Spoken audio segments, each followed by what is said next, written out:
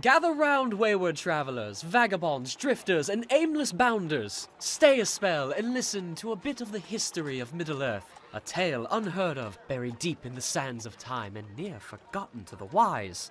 A story of unlikely heroes and strife that ensnared their efforts. Listen close as I bend your ear and regale you of a time long before any of you. Before there was a fellowship that destroyed a ring in Mordor. Before a hobbit took an unexpected journey to the lonely mountain of the dwarves. And yes, before legends were made that regaled the paths of everyday heroes who liberated the Great Elf and more, there was a very, very different Middle-earth. We turn the pages of our history back to a time before many things. A greedy dragon has yet to make a new home in an abandoned dwarven kingdom. The forest of the Elves is far from dreary or treacherous, but is lush with the beauty of nature and life. The shadow does not linger around every corner for the Dark Lord to consume all. But that does not mean Middle-earth is quiet and peaceful at this time. Far from it, actually. We pull the curtain back to a world familiar to us, but with so much to discover that is yet foreign still. I introduce you to the Middle-earth marked at the turn of 2,000 years into the Third Age. This is when the South Kingdom of Gondor recently took part in the Battle of Fornost of the Angmar War, where they and Glorfindel of Rivendell heroically pushed the Witch King from the north and ended his assault on Arnor, but not without consequence in the end. The kingdom city of Minas Ithil was lost afterwards to the Nazgûl, and the Dunedain of the north were forced into the nomadic life we know them to have now. Within the walls of the capital city, Osgiliath, resides the ruling house of Gondor, Anorion, who once stood with pride over the kingdom's founding with unity of those with Númenórean blood, yet now stands shakily on the last of its line of kings. Though that, my friends, is another story for another time. The Witch King and the dwindling lineage of kings were not the only worries of Gondor. To the south of the great kingdom of men are the lands of Harad and Umbar, with little known about them to this day. We only know Harad consists of a few cities of tribal people with legends of giant beasts roaming the deserts. These beasts are so large that they tower over the sands, high enough to block the sun and even be used as mobile fortresses. If these beasts truly do exist, they should certainly be quite formidable. Umbar we are slightly more familiar with. After all, Gondor had once laid siege to Umbar for control earlier in the era as an attempt to expand their rule, being the largest port city in Middle-earth, with the exception of the Grey Havens. But that rule didn't last long at all, and the area is now run by corsairs, or pirates if you want to be less polite, with very unfriendly eyes gazing toward Gondor, leaving the entire south to remain hostile, unknown, and another problem at the borders of the South Kingdom. But at least north of Gondor proves less hostile, though not in the way most think. Over the White Mountains is not the kingdom of Rohan that we are familiar with. No, the Horse Lords of the Mark have yet to exist, and the lands there are simply nature unclaimed by men, only wandered through, for now, by tribes of Northmen known to Gondor. These tribes of Northmen, known as the Eothid, were humbled refugees from the north before migrating toward Gondor, having formerly lived in the Rovanian region further north.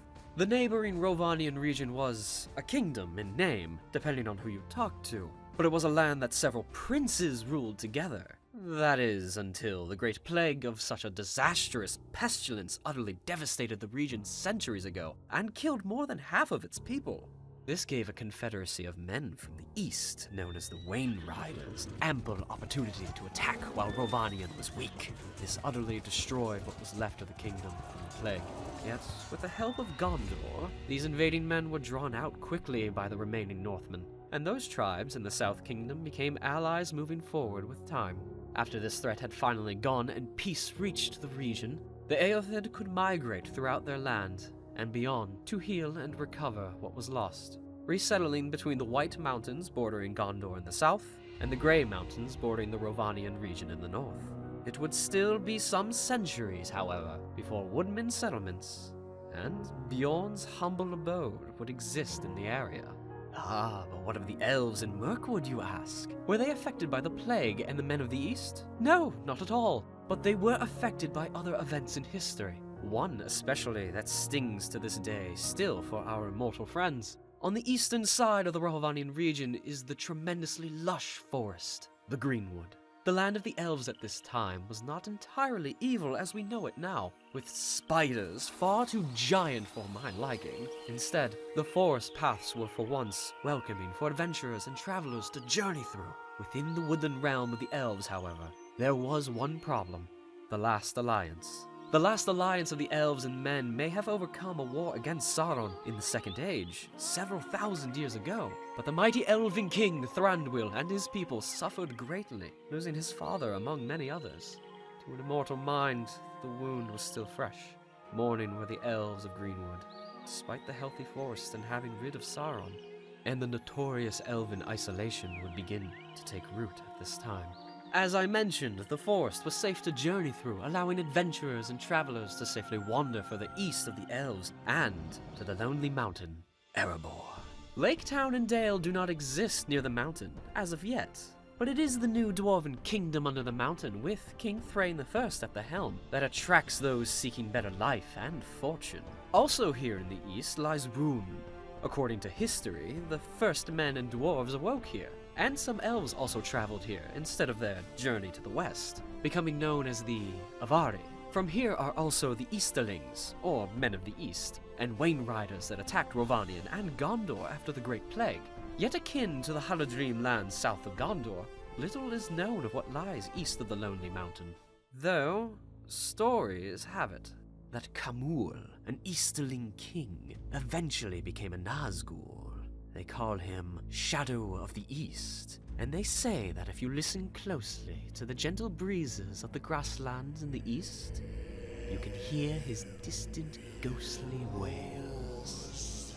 Ah, and speaking of the Nazgûl, silly me, how could I almost forget we've yet to discuss Mordor, the ever-threatening darkness that lies east of Gondor, housing the defeated Witch King of Angmar until he and Sauron strike again. It looms, dormant, but still as evil as we all know it. And currently, Gondor has no defenses between itself and the darkness due to its previous battles. The South Kingdom already lost their city of Minas Ithil to the Shadow, now tainted as Minas Morgul, under control of the Nazgûl Ringwraiths. Ithilien, the land nearby the once proud city, has already started to become deserted as a result, as fear, like a thick, dense aura of impending doom and death, reaches out with a choking grip, a grip to last for centuries to come. Mordor may be a sleeping giant for now, with the absence of Sauron, but the land and its other creatures of shadow still pose as the most significant threat on Gondor's border. It's only a matter of time until the sleeping giant wakes up. Whether there will be new heroes to face it, well, that is something for us to wait and see. In this time of new beginnings, new war, and new mysteries comes a time in Middle-earth with even more legends to fully discover. And that, to put it simply, is why I'm here. As a great storyteller, I have new adventures to share, new heroes whose actions are worthy of honor, and overall a very different Middle-earth to unfold for you. And I have just the story of a particular band of heroes to tell. So, where does our story take place, you ask? In the vastness of Middle-earth, within these diverse regions, where will the fates of strangers intertwine? As I said, we start at the turn of 2,000 years in the Third Age.